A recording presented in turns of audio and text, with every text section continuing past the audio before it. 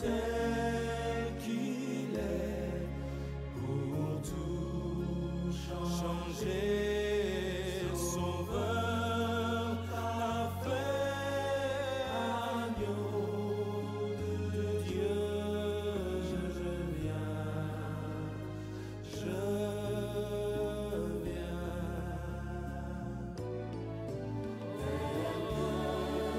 Tel que je suis, ton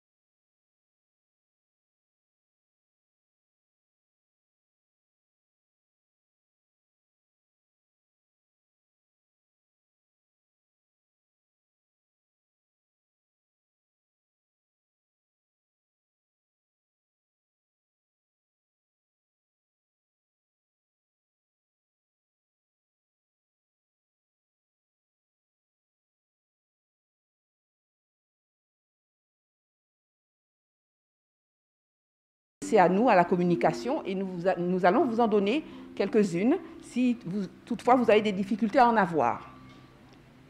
Alors, s'agissant des questions que vous seriez peut-être amenés à vous poser tout au cours de la conférence, vous aurez donc la possibilité de poser vos questions à l'orateur à travers les chats de YouTube Hop Media Guadeloupe, le chat de RVM ou encore sur chauvelcom@gmail.com.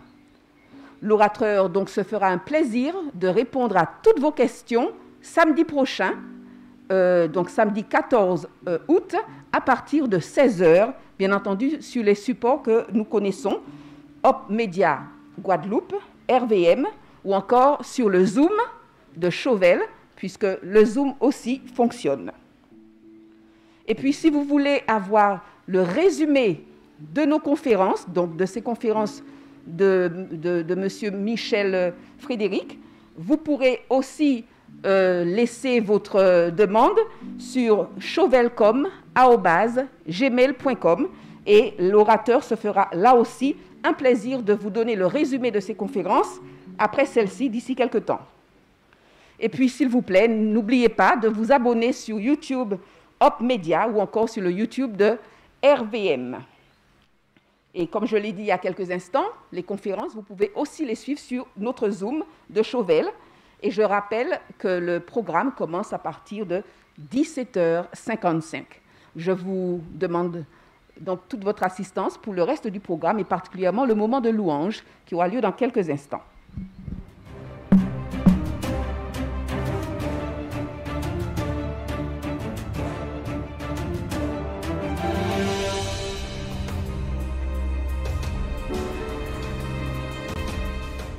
Bonsoir à tous.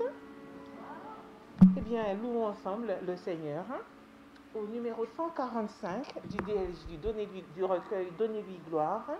Tournez les yeux vers le Seigneur.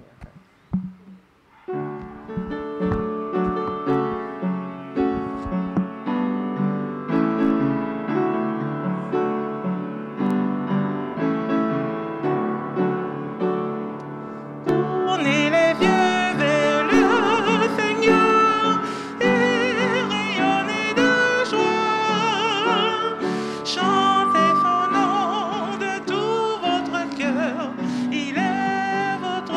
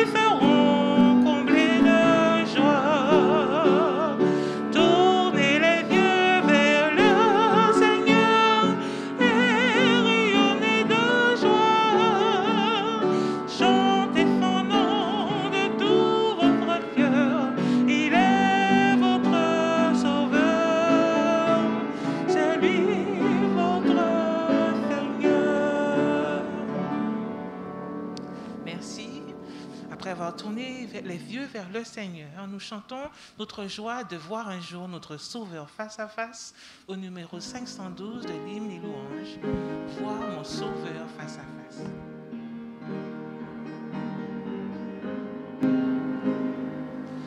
Voir mon Sauveur face à face, voir j'ai vu dans sa beauté, oh joie au suprême grâce, au bonheur félicité, oui, dans ta magnificence, je te verrai divin roi, pour toujours en ta présence, je serai semblable à toi. Ta gloire est encore voilée à de voiles ensanglantés.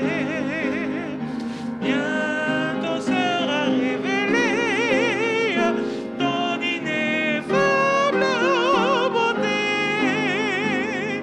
Oui, dans ta magnificence, je te verrai divin roi. Pour toujours en ta présence, je serai semblable à toi. Oh, quel transport d'allégresse quand tes yeux baissés sur moi me diront avec tendresse, je mourus aussi pour toi. Oui, dans ta magnificence, je te verrai divin roi. Pour toujours en ta présence, je serai semblable à toi. Merci. Je vous invite à votre change mon cœur, Seigneur.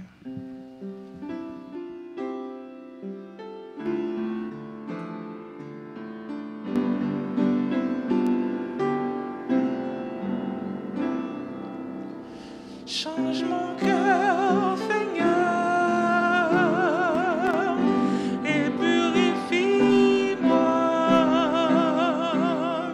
Change mon cœur, Seigneur, que je sois comme toi. Tu es le potier, je suis l'argile. Brise-moi, façonne-moi, oui c'est mon désir. Change mon cœur, Seigneur, et purifie-moi. Change mon cœur, Seigneur, que je sois comme toi.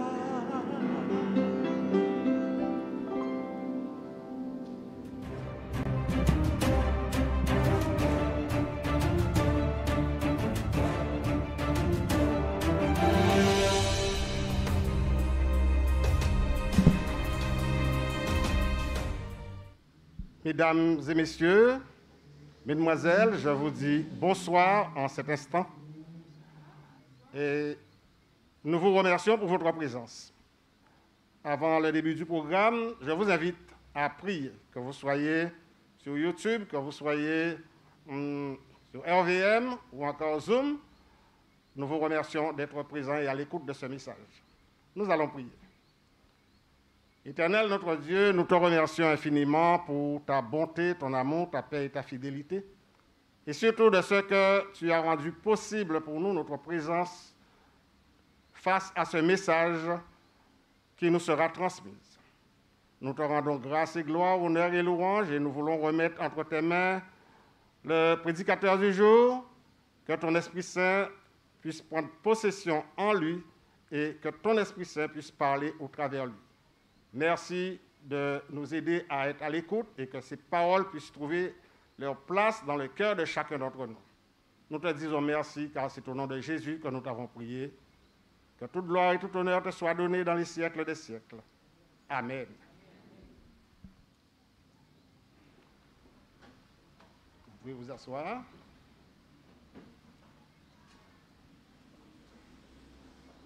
Mes chers amis, je suis à même de vous souhaiter la bienvenue ici dans ce lieu ou sur YouTube, RVM ou Zoom.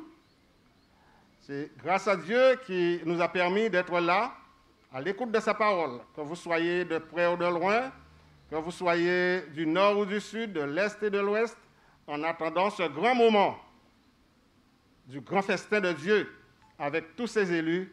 Nous vous disons merci de ce que vous soyez là et nous remercions le Dieu créateur de l'univers qui a rendu possible tout cela pour nous. En tout cas, je vous souhaite une bonne étude. Passez un agréable moment avec l'orateur de ce jour. Que Dieu vous garde et qu'il vous bénisse.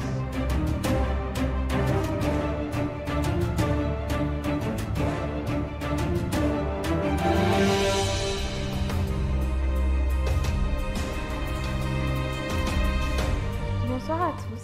La chanson que je vais vous chanter ce soir s'appelle « He Want It All ». En français, ça donne « Il veut tout ». Elle parle d'une voix triste à la recherche d'un cœur qui pourrait l'aimer, et de Dieu marchant sur cette terre à la recherche d'un cœur désespéré.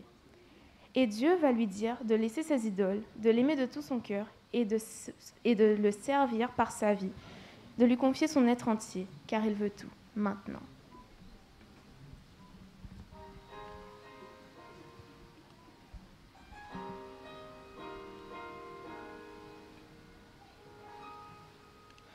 There's a voice that cries out in the silence. He's searching for a heart that will love him, and longing for a child that will give him all, give him all. He wants it all. And there's a God that walks over the earth. He's searching for a heart that is desperate, and longing for a child that will give him all, give him all. He wants it all, and he says, love me with your whole heart. He wants it all today. Serve me with your life now. He wants it all today. Bow down, let go of your idols. He wants it all today. He wants it all today. He wants it all today. He wants it all. And there's a God that walks over the earth.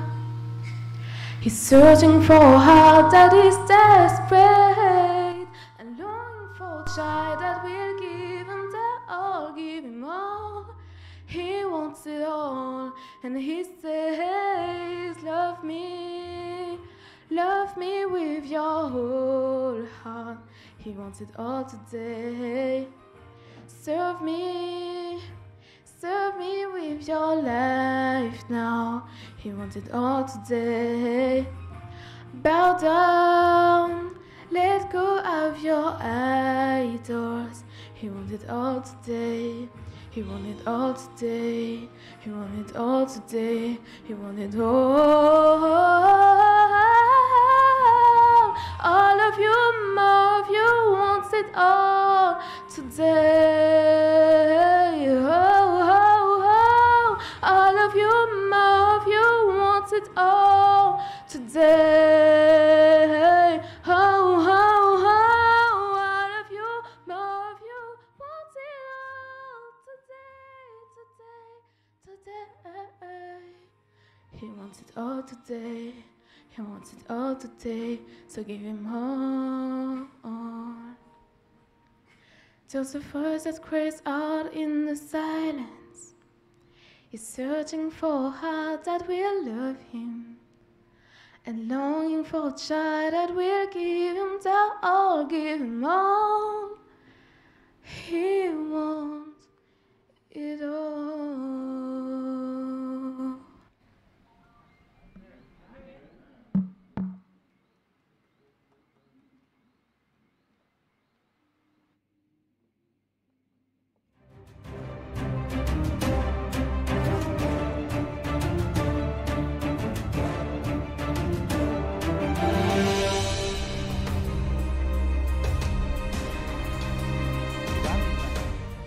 Mesdemoiselles, Messieurs, chers amis, frères et sœurs, bonsoir. Que la paix du Seigneur soit avec tous ceux qui nous écoutent sur Internet, sur le Zoom et sur la radio. Que la paix de Dieu nous remplisse de joie et de consolation. Ce sont les promesses de notre Père Céleste.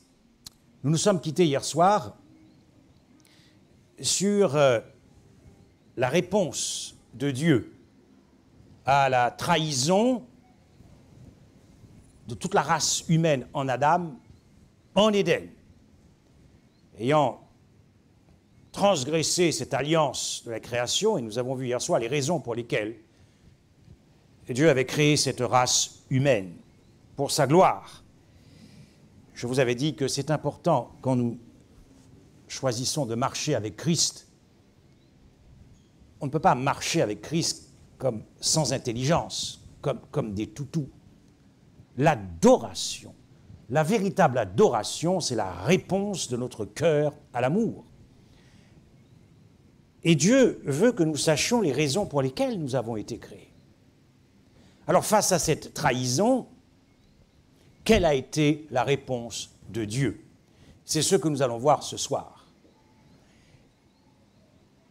La rivée de l'être de la mort pour la mort et la rivée de l'être de la vie pour la vie. C'est incroyable, n'est-ce pas? C'est incroyable, c'est prodigieux. L'Écriture appelle ça les merveilles de Dieu.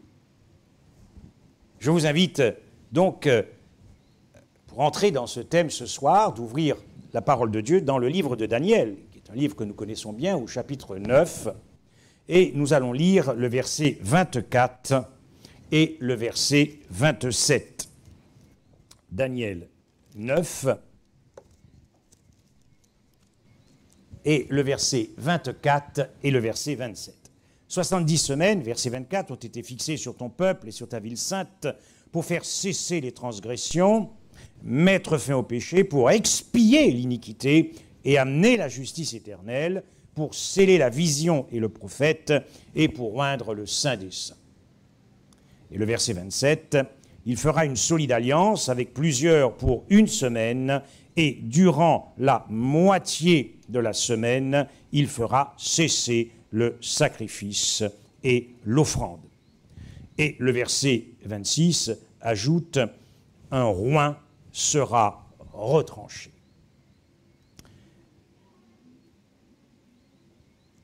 Ce texte est puissant.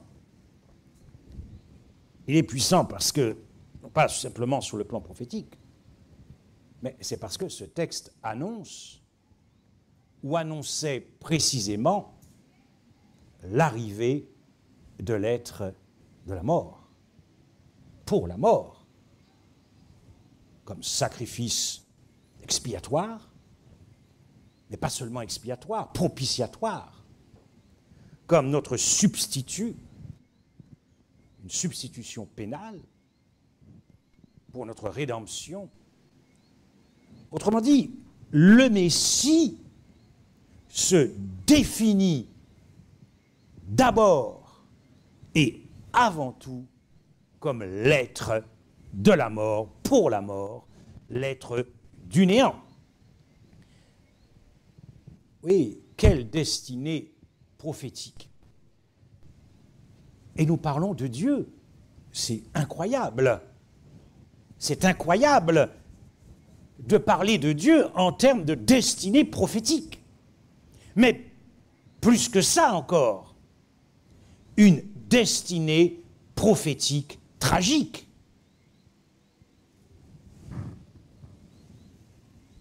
Oui, ce Dieu qui se fait homme, Jésus-Christ, c'est tout de même l'être, le seul être qui par nature est immortel et éternel dans sa divinité, propriétaire du cosmos, propriétaire de l'univers, qui n'a pas de commencement, ce qui nous échappe. On ne comprend pas cela.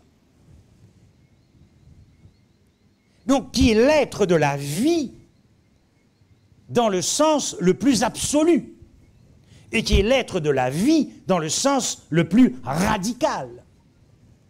J'aime bien ce texte que nous avons dans Michée 5 et le verset 1.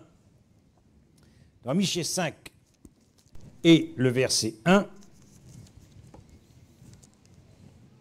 Michée 5 et le verset 1, « Et toi, Bethléem, Ephrata, petite entre les milliers de Juda, de toi sortira pour moi celui qui dominera sur Israël et dont l'origine remonte aux temps anciens, au jour de l'éternité. » L'être de la vie, dans le sens le plus absolu, dans le sens le plus radical, est aussi l'être de la mort, dans le sens le plus absolu et dans le sens le plus radical.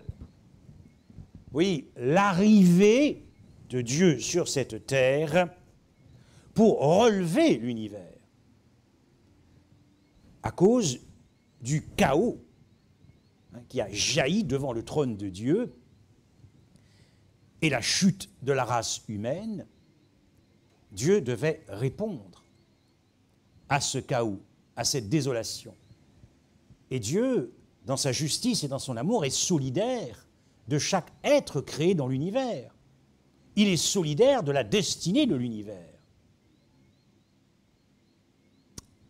L'arrivée de l'être de la mort pour le relèvement de l'univers. Ce texte, Éphésiens 1,10, que nous essaierons de travailler, où il est dit qu'il va récapituler tout en lui, rassembler et intégrer tout en lui, en tant que deuxième Adam, fils de l'homme, pour le relèvement et la stabilité et la sécurité, pas seulement de la race humaine, mais de l'univers. Quand vous y réfléchissez, vous ne trouvez pas quand même que c'est un destin incroyable? Quelle destinée incroyable, quelle destination incroyable du ciel à la seconde mort de la croix. Quelle histoire, quel itinéraire pour ce Dieu. Car cela était son destin de toute éternité. Ce Dieu qui, dans son incarnation, ne cherche pas à se protéger. Ce Dieu qui ne cherche pas à demeurer invincible. Ce Dieu qui ne cherche pas à demeurer intouchable. Ce Dieu qui ne cherche pas à être invulnérable, à demeurer indestructible. C'est ce Dieu que nous adorons. Tel était son destin de toute éternité.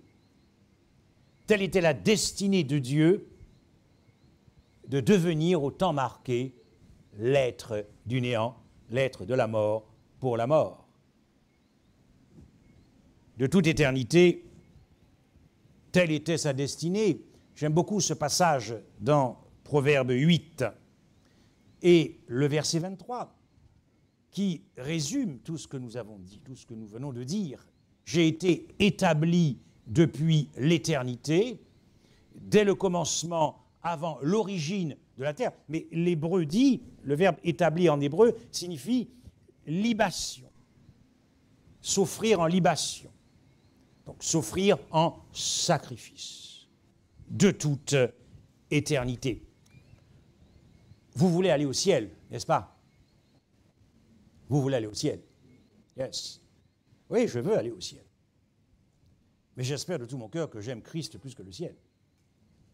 Oui, notre destin, c'est le ciel, si nous persévérons dans la foi, dans l'agapé, dans la vérité, dans le scellement. Oui, c'est fou. Oui, nous voulons aller au ciel. Vous voulez aller au ciel. Mais lui, il a quitté le ciel. Quelle destinée, quel amour pour la race humaine.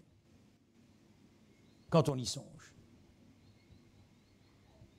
vous ne céderiez pas votre place pour aller au ciel, n'est-ce pas? Et lui, il a quitté le ciel pour la mort de la croix. Le seul Dieu qui pouvait nous sauver, le seul Dieu qui pouvait nous sauver, est un Dieu qui accepterait de devenir l'être du néant pour la mort, pour te redonner une position dans l'univers, pour te redonner de la dignité, pour te redonner une place, pour te redonner une position dans l'univers.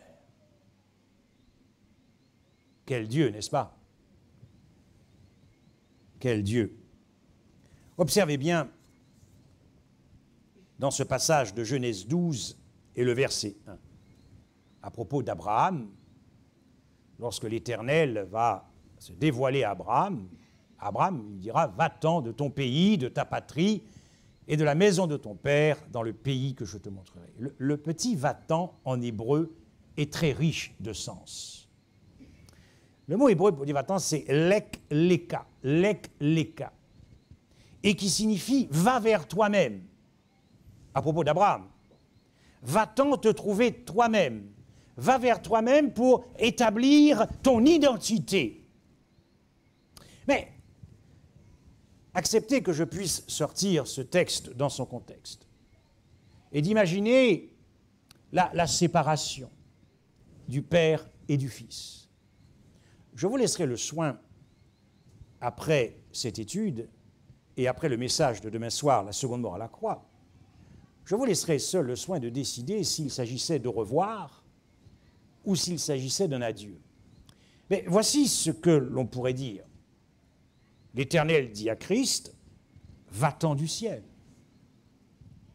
quitte ton Père et va trouver ta race. Car Dieu, dans son incarnation, cette race divino-humaine, est devenu pleinement l'un de nous, c'est-à-dire pleinement un être mortel. Va vers toi-même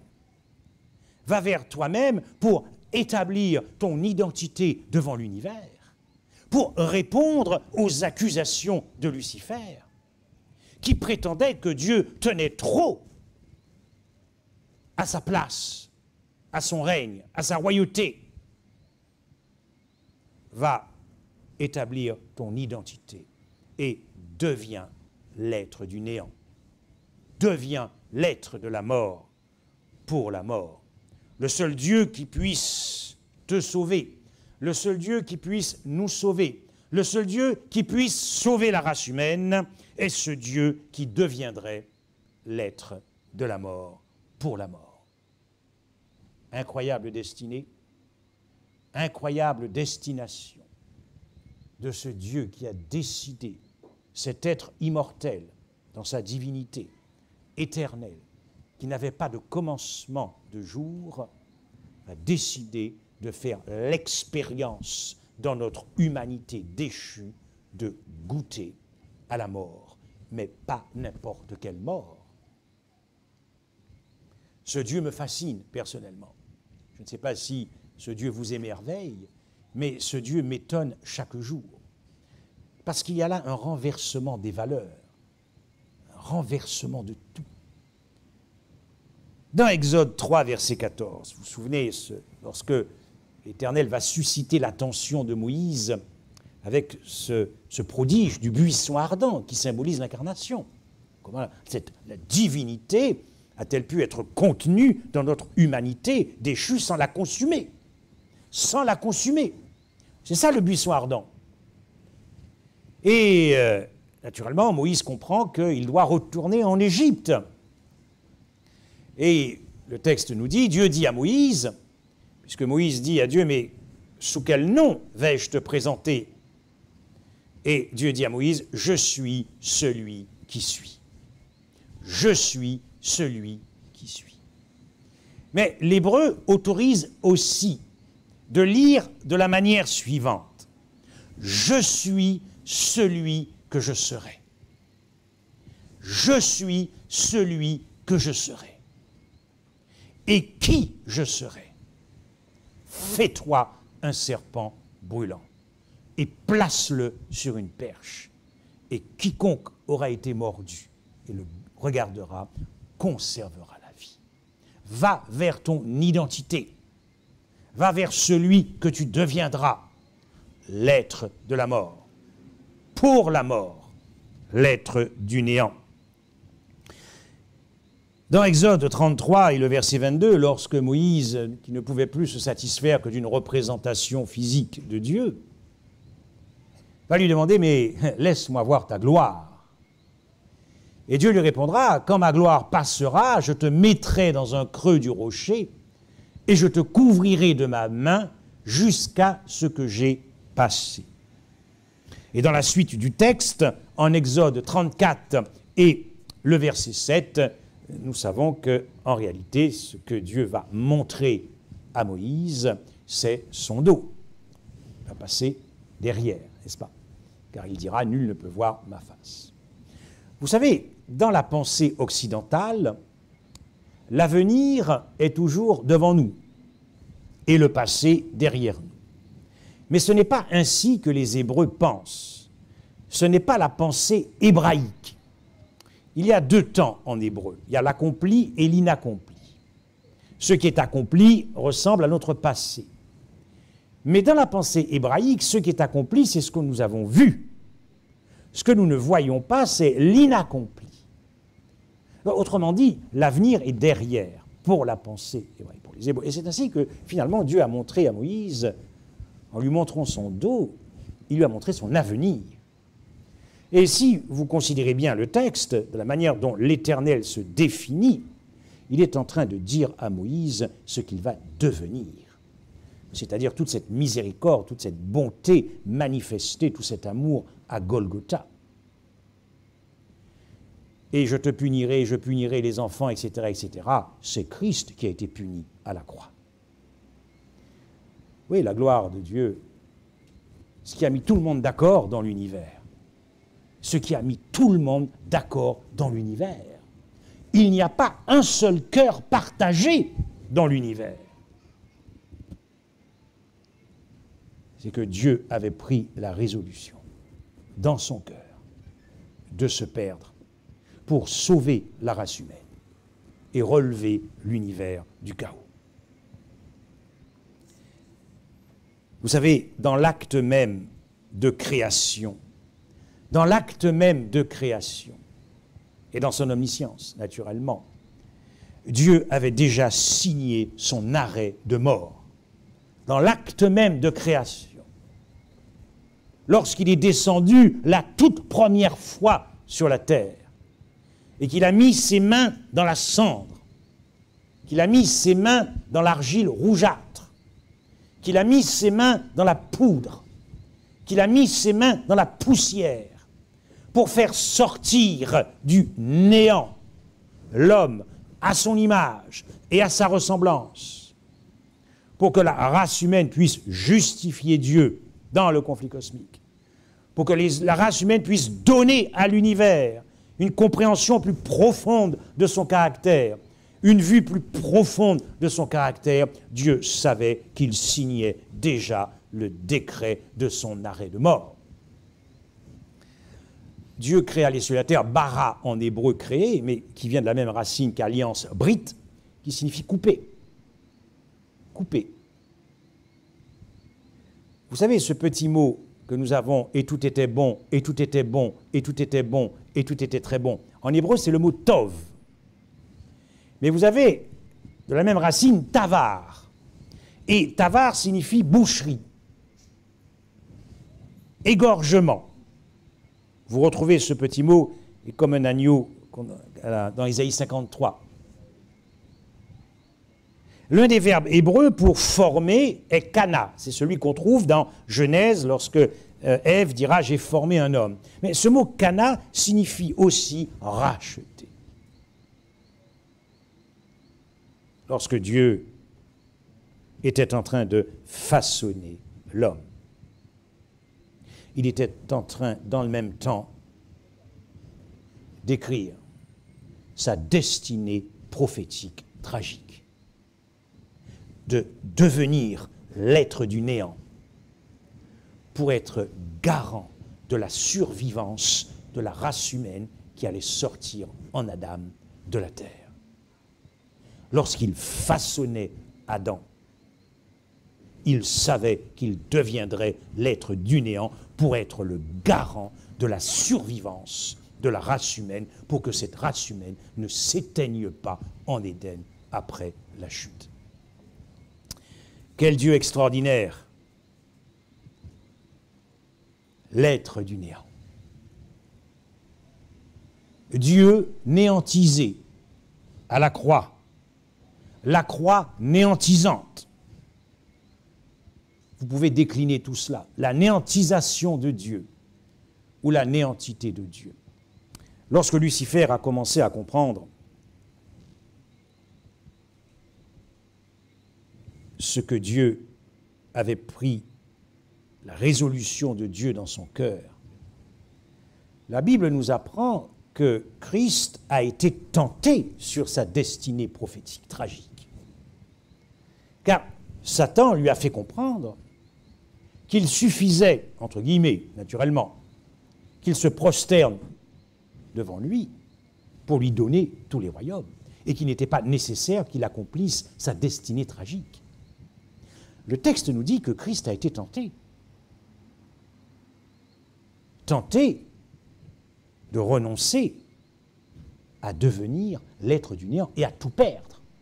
C'est-à-dire l'amour, et nous le verrons demain soir, qui se sacrifie à pure perte pour mettre tout le monde d'accord dans l'univers et pour écraser la tête du serpent sur les accusations et la propagande anti-Dieu menée par Lucifer lorsqu'il était encore dans le ciel, devant le trône de Dieu. Et souvenez-vous comment Christ a remonté sévèrement Pierre lorsqu'il lui dira « Arrière de moi », naturellement, parler à Satan. Mais ce qui est intéressant, c'est de considérer ce que Christ va dire à Satan.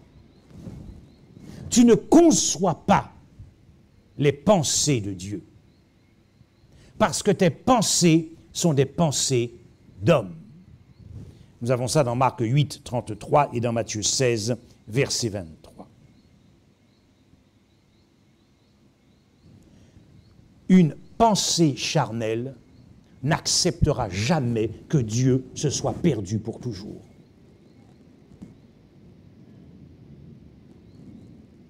Parce que lorsque Christ reproche à Satan d'avoir des pensées humaines, c'est-à-dire des pensées charnelles. Pourquoi ? Parce que lorsque nous venons à l'existence, nous sommes trop équipés de cet amour luciférien centré sur soi-même, où le moi est tout. Le cœur charnel, où nous ne savons pas exister que pour l'autre. Nous ne savons pas vivre que pour l'autre. Nous ne savons pas donner la première place à l'autre, augmenter la joie de l'autre, le mettre devant, le mettre en avant, supérieur à nous. Et lorsque nous abordons le sacrifice du Christ, lorsque nous abordons la mort du Christ à la croix, nous avons du mal à considérer qu'il se soit perdu pour toujours. L'arrivée de l'être de la mort, considérons quelques symboles, mais qui sont aussi des réalités dans l'Écriture, dans le Nouveau Testament. Souvenez-vous de cette conversation entre Jésus et Nicodème. Moi, ce que j'aime avec le Christ, c'est qu'il avait cette capacité d'adaptation. L'esprit de sagesse était en lui. L'esprit de connaissance, l'esprit de crainte, de force. Et il arrivait à adapter son discours à celui qui était en face de lui. Et là, ce n'était pas n'importe qui, c'était quand même un docteur de la loi. Et c'est étonnant parce que on voit bien dans cette conversation que Christ veut lui dire ce qu'est d'abord et avant tout le Messie, le Machia, qu'attendait Nicodème.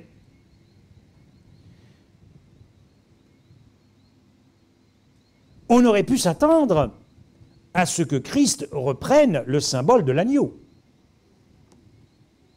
pascal, ou reprenne la prédication de Jean-Baptiste. Je suis l'agneau qui ôte le péché du monde. Mais c'est intéressant parce que ce n'est pas ainsi que Christ veut présenter le Messie à Nicodème, un docteur de la loi, sans doute l'un des plus grands théologiens de son époque. Et il dira, et de même que le serpent fut élevé dans le désert, il faut que le Fils de l'homme soit élevé. Le destin tragique, dramatique du Messie. Oui, Christ, ici, dans cette conversation avec Nicodème, va se comparer au serpent, s'approprier le symbole du serpent, s'identifier au symbole du serpent, s'assimiler au symbole du serpent, et de même que le serpent fut élevé dans le désert. D'ailleurs, vous l'avez bien compris, car lorsqu'il convoque cet épisode en nombre dans le désert, tout ça n'était que symbolique et préfigurait l'arrivée de l'être du néant, car je vous rappelle que dans cet épisode du désert, quiconque regarderait, suite à la morsure du serpent, conserverait la vie. Or, seul l'être de la vie, dans le sens le plus absolu et le plus radical, peut vous donner la vie. Or, le serpent, symbole, est vraiment le symbole du néant.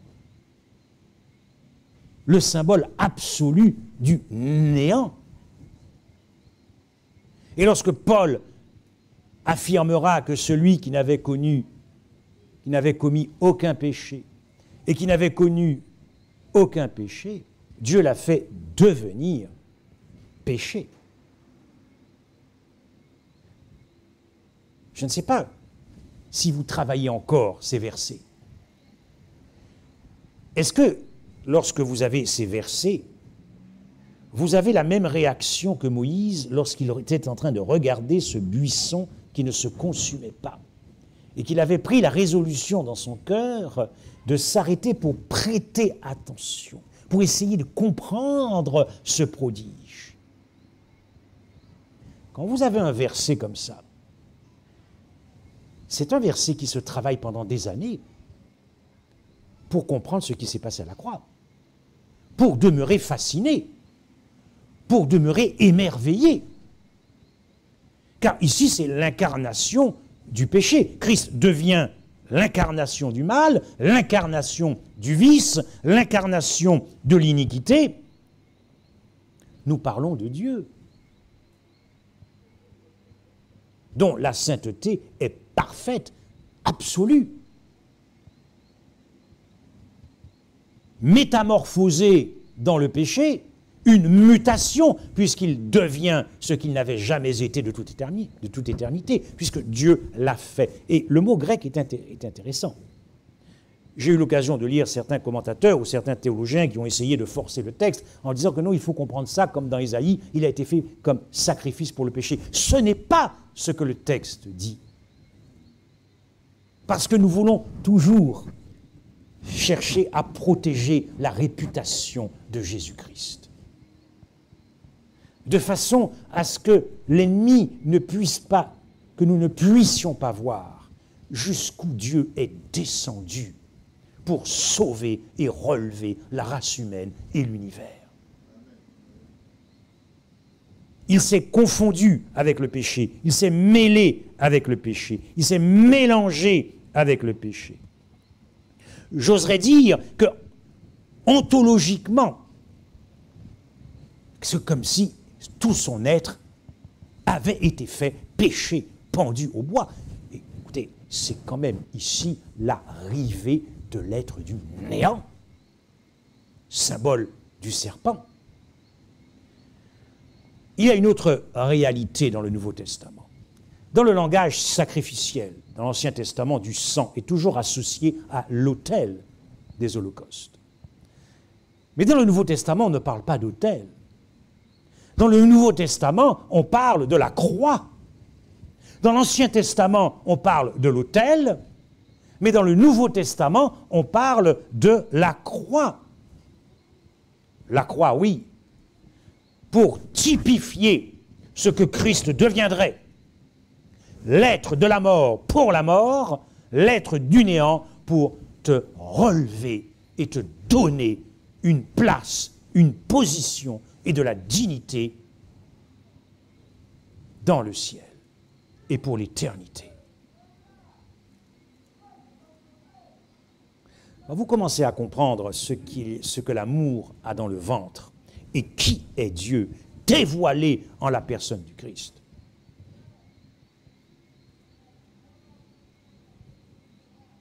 Satan ne peut plus vous séduire à travers le monde. C'est plus possible. Et il le sait. Il le sait qu'il n'est plus compétitif quand nous avons compris ce qui s'est passé à la croix. Le symbole, qui est une réalité de la croix, ce n'est pas du point de vue des Romains. C'est du point de vue de Dieu. C'est du point de vue de l'Écriture.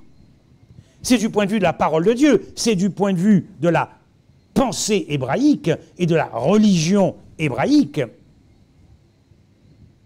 Deutéronome 21 et le verset 22 et 23. Si l'on fait mourir un homme qui a commis un crime digne de mort et que tu l'aies pendu à un bois, son cadavre ne passera point la nuit sur le bois, mais tu l'enterras le jour même, car celui qui est pendu est un objet de malédiction auprès de Dieu. Oui. Or, souvenez-vous que lorsque Paul va faire cette démonstration magistrale dans Galates 3, versets 10 à 13, et qu'au verset 13, Christ nous a rachetés de la malédiction de la loi, étant devenu malédiction pour nous, car il est écrit, et là Paul, qui n'avait que l'Ancien Testament à cette époque-là, car Paul va citer expressément ce texte que nous venons de lire dans Deutéronome, car il est écrit, maudit est quiconque est pendu au bois. La malédiction nous est donnée en explication de maudit, et maudit nous est donné en explication de malédiction. Lorsque nous avons, après le culte, la bénédiction, lorsque vous recevez la bénédiction, c'est que vous êtes béni. Il y a un principe du parallélisme, ça fonctionne de manière à l'opposé avec la malédiction. Celui qui reçoit la malédiction est maudit. Ou celui qui vit la malédiction a le statut de maudit.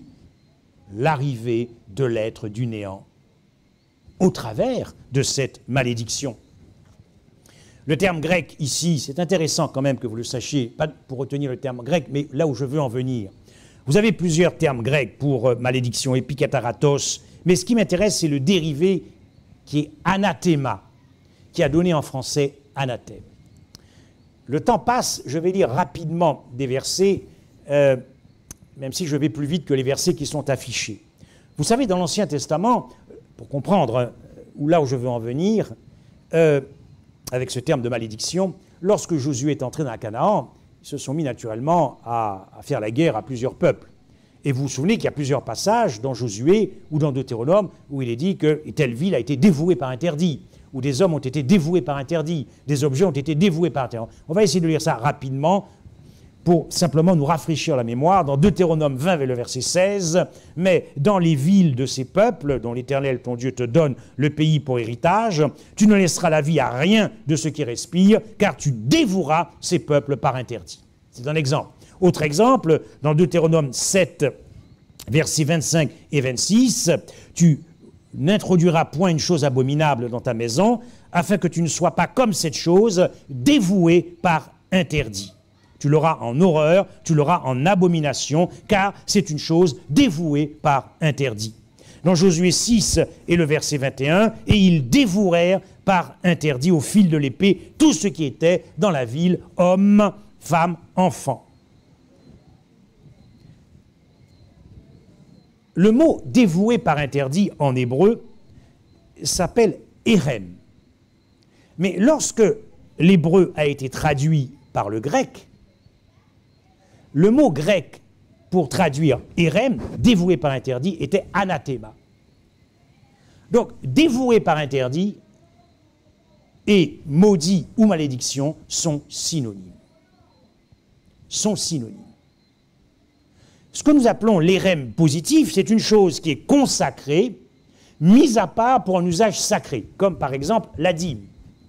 Mais l'érem négatif, c'est lorsque vous êtes dévoué par interdit, c'est-à-dire que vous êtes voué à une entière destruction. Vous êtes voué à une entière extermination.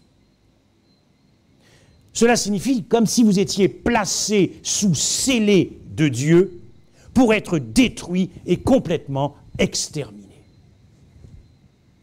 Autrement dit, ce que Paul veut dire dans Galates 3, verset 13, c'est que Christ pendu au bois a été dévoué par interdit, livré à la destruction, livré à une pleine et entière extermination. L'arrivée de lait, tout ça s'est passé quand Christ était vivant. Car il faudra qu'on se mette d'accord sur ce qu'est la seconde mort. Beaucoup pensent que la seconde mort, c'est une mort physique. Non. La mort physique est la conséquence de la seconde mort. La seconde mort, dans le contexte du jugement et de la colère de Dieu, c'est lorsque vous avez conscience que vous êtes abandonné de Dieu. Nous verrons ça demain soir. Donc Christ avait conscience de ce qu'il était en train de devenir devant l'univers pour racheter, pour nous racheter, frères et sœurs, pour racheter l'homme qui était irrécupérable.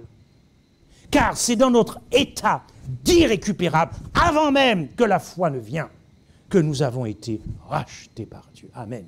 Alléluia pour cela.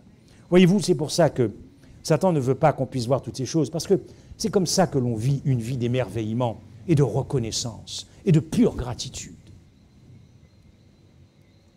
Vous savez, dans Lévitique 27, verset 29, l'arrivée de l'être de la mort pour la mort, ce texte me fascine. Ce texte dit qu'aucune personne dévouée par interdit, nous parlons du Christ, il faut placer ces textes-là à la croix pour comprendre.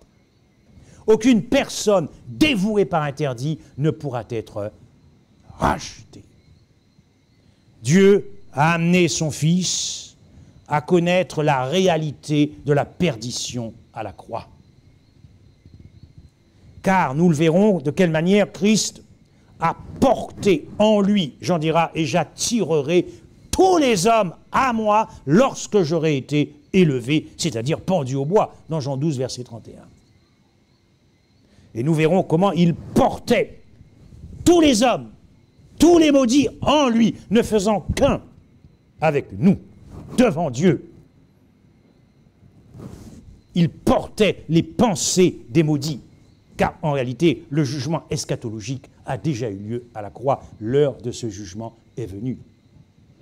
L'heure de ce jugement est venue. C'est pour ça que Paul dira, la bonne nouvelle de l'Évangile, il n'y a plus de condamnation. Pourquoi voulez-vous être condamné 2 fois pour les mêmes faits? Ce n'est plus possible. Observez bien ceci.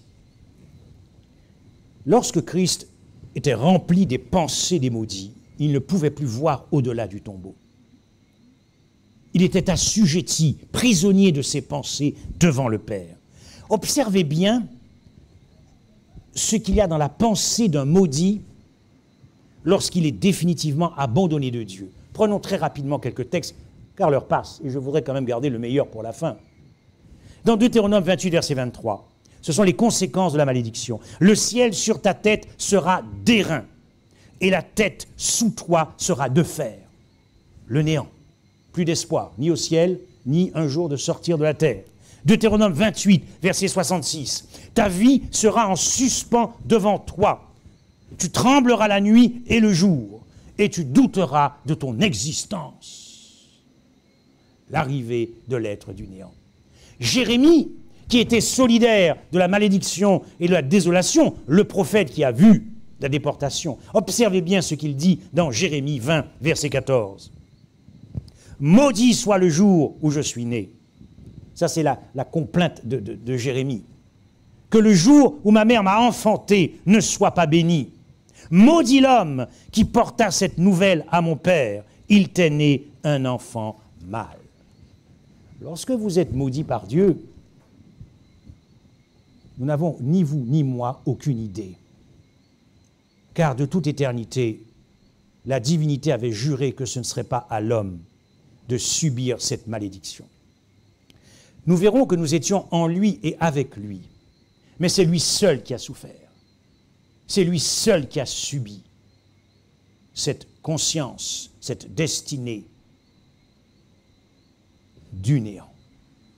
Dans Ésaïe 63, verset 9, il dira dans toute leur détresse, c'est moi qui suis la détresse.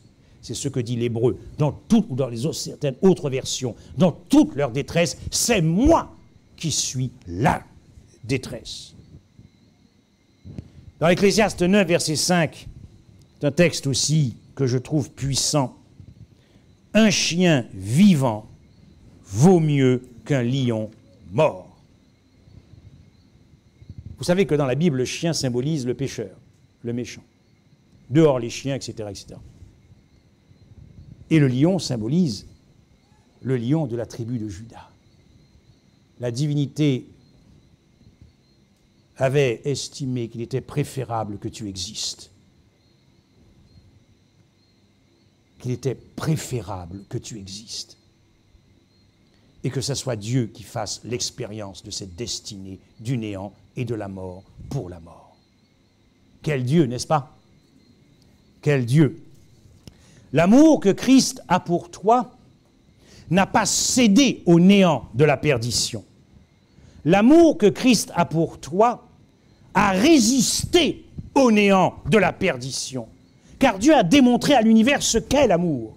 L'amour ne cherche pas son intérêt. L'amour ne craint pas de cesser d'être. L'amour ne craint pas de cesser d'exister. Si Christ avait pensé une seule seconde à lui-même, il serait redescendu de la croix. S'il avait pensé une seule seconde à lui-même. L'amour a triomphé de la seconde mort à la croix. Car si la mort avait été plus forte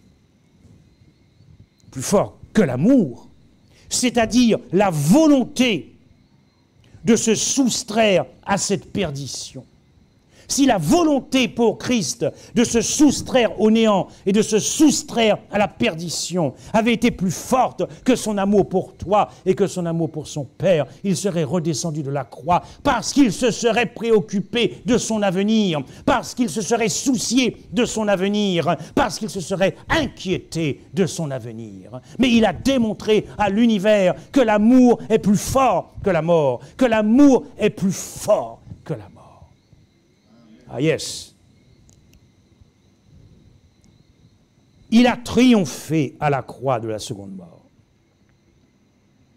Et lorsqu'il a été enseveli dans le tombeau, n'oubliez jamais ceci. La divinité du Christ ne s'éteint pas parce qu'il est un être immortel. Mais il a continué la divinité du Fils. S'agissant de son humanité, tout est terminé. Corps, âme, esprit, c'est fini, n'est-ce pas? Il n'a plus conscience de rien, il est mort. La mort physique. Mais la divinité qui ne s'éteint pas a continué à subir cette expérience de la seconde mort, c'est-à-dire d'être séparé du Père. Aucune lumière ne venait du Père. Il continuait à subir l'abandon du Père, sans pour autant s'éteindre. De sorte que la résurrection de Jésus-Christ est la preuve qu'il a triomphé non seulement de la seconde mort à la croix, nous verrons ça demain soir, mais que Dieu s'est souvenu dans le tombeau que c'était le seul juste. Que c'était le seul juste. Et ainsi, Christ a démontré qu'il était Dieu. L'être de la vie dans le sens le plus absolu, qui redonne vie à une humanité glorifiée. La bonne nouvelle de l'Évangile, c'est que Christ est ressuscité à cause de ta justification. Paul dira dans Romains 3, 25, pour ta justification. Mais la petite préposition grecque dit aussi à cause de ta justification, puisqu'il t'a racheté de la malédiction de la loi. Il t'a racheté du néant. Il t'a racheté de l'inexistence. Christ est ressuscité parce qu'il est ton grand prêtre et qu'il est ton exécuteur testamentaire pour garantir tes droits de co-héritier, car tu as hérité de tout avec lui dans l'univers. Christ est ressuscité parce qu'il t'a fait asseoir en lui sur son trône. Chers amis, nous ne sommes pas n'importe qui. Nous sommes les héritiers ou les co-héritiers du grand roi.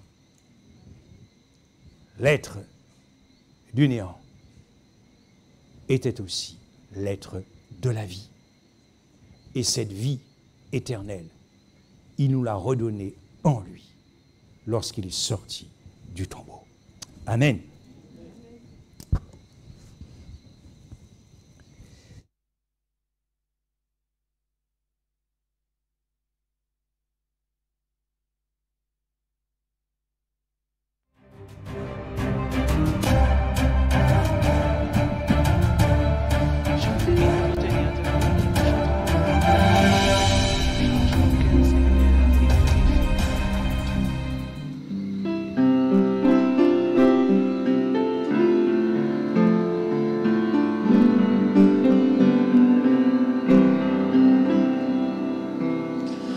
Change mon cœur, Seigneur, et purifie-moi. Change mon cœur, Seigneur, que je sois comme toi. Tu es le potier, je vis l'argile. Brise-moi, façonne-moi, oui c'est mon désir.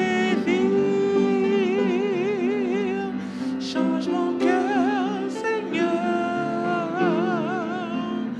et purifie-moi. Change mon cœur, Seigneur, que je sois comme toi.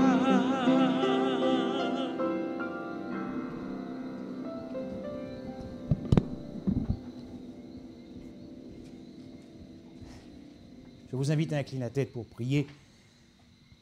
Quelle joie de servir un tel Dieu, ce qui dépasse tout notre entendement, mais ce sont des choses que nous n'avons pas entendues ni vues, mais qui nous sont révélées dans la parole de Dieu par le Saint-Esprit. Oui, Seigneur, celui qui a dit « Tu me réduis à la poussière de la mort » dans le psaume 22, et qui ajoutera « Je ne suis plus un homme, mais un ver ». C'est ce Dieu que nous voulons élever dans nos cœurs. Nous voulons adorer un tel Dieu. Et nous reconnaissons, comme les êtres célestes, que tu es digne d'adoration, tu es digne de régner, tu es digne, oui Seigneur, de régner dans l'éternité. Tu nous as démontré que nous pouvions te faire confiance et te remettre les clés du ciel, car tu continueras à ne vivre que pour tes créatures, comme tu l'as fait de toute éternité. Nous voulons proclamer ce soir devant l'univers que tu es l'être le plus merveilleux, le plus irrésistible et le plus fascinant. Et nous réclamons un baptême de l'Esprit, afin que nous puissions t'aimer encore plus fort de toutes nos forces, de toute notre âme et que le monde voit combien tu es un être merveilleux, que le monde voit notre fascination pour toi, que le monde voit notre émerveillement pour toi. Un émerveillement durable, un étonnement durable. Oui, Seigneur, que nos yeux soient toujours fixés sur la croix, puisque c'est ainsi que les anges continuent de plonger le regard pour comprendre encore. Car tu nous dis l'éternité. Durant l'éternité, nous continuerons à comprendre ce qui s'est passé, car c'est là que tu as dévoilé ton cœur de manière radicale et que tu as défini ce qu'était l'amour, l'amour qui supporte tout. Que ton nom soit glorifié. C'est dans le nom du Christ que nous t'avons prié. Amen. Chers amis, je vous propose qu'on se retrouve sur le net à partir de demain soir à 17h45 et le thème sera dans la continuation de ce thème, la seconde mort à la croix. Que le Seigneur soit avec nous et je vous dis à demain soir. Bonne soirée.